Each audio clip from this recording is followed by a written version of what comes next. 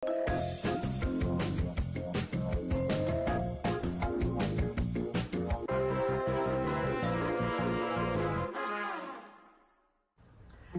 күн, құрметті облыс тұрғындары. Әдеттегідей қоғамдық коммуникация орталығында қызықтайым жобасының кезекті саны. Бүгінгі біздің қонағымыз денсаулық сақтау басқармасы басшысының орынбасары Бекзада Дүйсенбаева. Сіздермен бірге әдеттегідей Аружан Мұхитқызы. Дайын болсаңыздар, бастайық.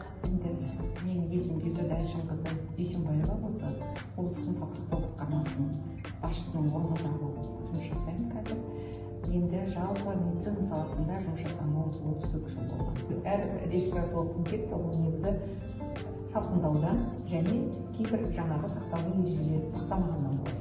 Енді жалпы келетін болсақ, қазіргі таңда коронавирустық инфекцияның жаңағы өсу деңгейі бүгінгі күнде қарайтын болсақ, жаңағы үш жағдай ғана осы Маңғыстау облысы бойынша тіркеліп тұрса, жаңа Қазақстанда жалпы 138 деп айтыр. Жалпы бұл енді дүниежүзілік статистикаларға қарағанда бұл жасыл аймақты көрсетеді. Сондықтан біз Маңғыстау облысы қазір коронавирус инфекция бойынша жасыл аймақтан Евразия құрлығында қазіргі таңда өте жаңа температураның төмендеп кетуі салдарынан әртүрлі сондай төтенше жағдайларға әкеліп соқтырып жатыр.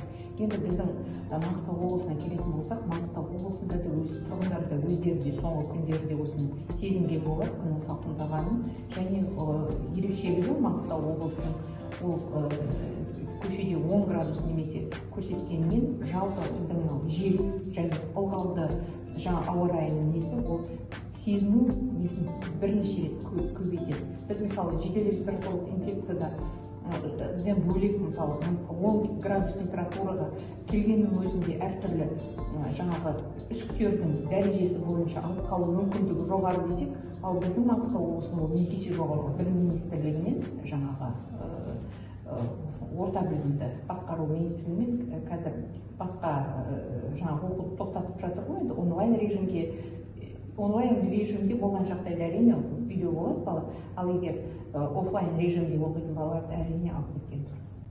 Құрметті Бекзада Дүйсенбаева, ақпаратыңызға рахмет.